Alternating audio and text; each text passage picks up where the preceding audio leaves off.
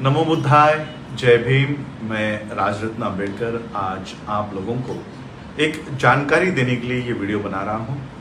जानकारी ये है कि ऑस्ट्रेलिया के ब्रिस्बेन शहर में क्वींसलैंड पार्लियामेंट में भारत के लोकतंत्र को लेकर वहाँ पर व्याख्यान, वहाँ पर समारोह का आयोजन किया गया है और उस व्याख्यान के लिए मैं वहाँ पर जा रहा हूँ।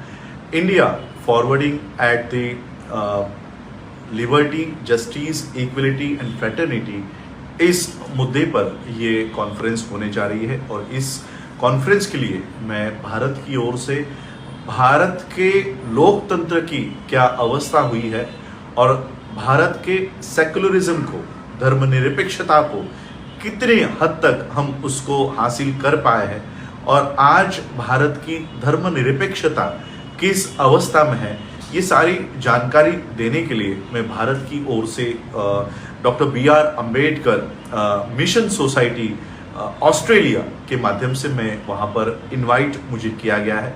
तो भारत की जो भी हालात है, जो परिस्थिति है, वो वहाँ के ज्यूरिस्ट, वहाँ के कॉन्स्टिट्यूशनलिस्ट, वहाँ के पार्लियामेंट्रियंस, इन लोगों के सामने रखने का मौका मुझे यहाँ प्राप्त हुआ है। तो उम्मीद करता हूँ कि भारत की सच्ची परिस्थिति वहाँ पर मैं प्रेजेंट कर सकूँ। और 9 जुलाई को, आने वाले 9 जुलाई को ये कार्यक्रम होने जा रहा है और बाबा साहब अम्बेडकर जी की जयंती इस माध्यम से वहाँ पर मनाई जा रही है कि जितने भी वर्ल्ड के जितने भी कॉन्स्टिट्यूशन है जो लोकतंत्र पर आधारित है और भारत का कॉन्स्टिट्यूशन जो लोकतंत्र पर आधारित है, कितनी प्रगति हमने इस लोकतंत्र के माध्यम से की है और भारत की व्यवस्था ने, भारत के सरकारों ने, भारत की गवर्नमेंट्स ने कितना कॉन्स्टिट्यूशन को इम्प्लीमेंट किया है, कितना इसका इस्तेमाल भारत के लोगों के लिए हुआ है और आज इस संविधान की क्या अवस्था है, ये सारा पेपर प्रेजेंटेशन मैं वहाँ पर करूँगा।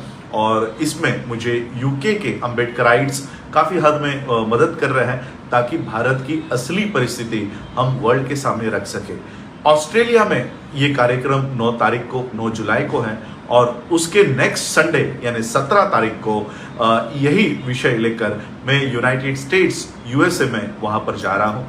तो भारत की जो परिस्थिति है, सेकुलरिज्म है, धर्मनिरपेक्षता है, ये हम देख रहे हैं। कल ही सुप्रीम कोर्ट ने नुपुर शर्मा के मोहम्मद पैगंबर साहब के ऊपर जो टिप्पणी इन्होंने की थी उसके लिए फटकार लगाई है। तो ये भी एक एडिशनल दस्तावेज हमारे सामने, ये कॉन्फ्रेंस होने से पहले हमारे सामने आया है।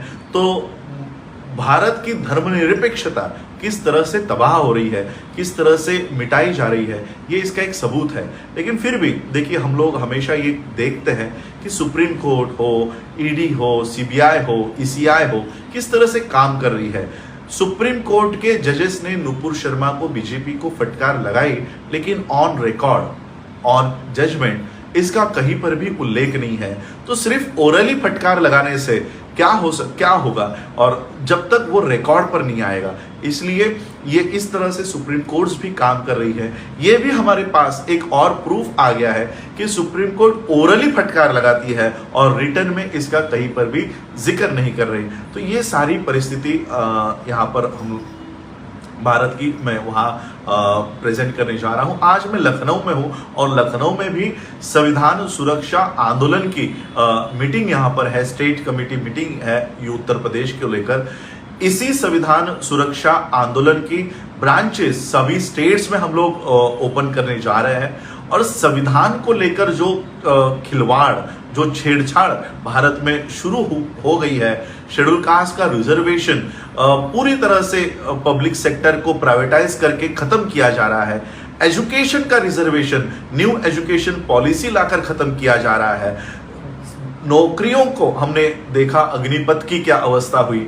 मैं तो कभी कभी शेड्यूल कास्ट के लोगों को, उन लोगों को शर्म आनी चाहिए कि 17-18 साल के बच्चे, उनके लिए अगर कोई कानून बनता है जो उनके हक और अधिकार छीने जाने वाले हैं, तो वो सजग है, वो सतर्क है, वो रास्तों के ऊपर इन कानूनों का विरोध करते हैं और प्रधानमंत्री तक को वो कानून पीछे लेने के लिए schedule caste, schedule tribe, OBC, NT, DT, VJ, इतने सारे कम्युनिटी के लोग जो संविधान की वजह से नौकरियां हासिल कर रहे हैं, जब उनकी नौकरियां छीने जाने वाली है तब कोई भी आंदोलन नहीं कर रहा।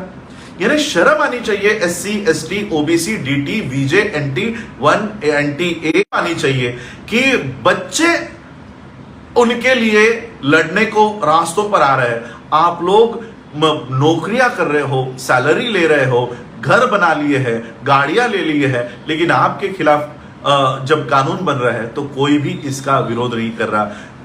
किसानों ने उनके खिलाफ बने हुए कानून को पीछे हटवाया, विद्यार्थियों ने उनके खिलाफ बने हुए कानूनों को के लिए बनने वाले कानून को पीछे नहीं हटा रहे। और इसलिए संविधान सुरक्षा आंदोलन के माध्यम से जहां कई लोगों के हक और अधिकार के खिलाफ जो काम हो रहा है, उसके लिए संविधान सुरक्षा आंदोलन देश भर में, विदेश में भी अपनी आवाज वहां पर उठाए, इस तरह से काम हम कर रहे हैं। जो भी लोग संविधान सुरक्षा आंदोलन से जुड़ना चाहते हैं वो जुड़े।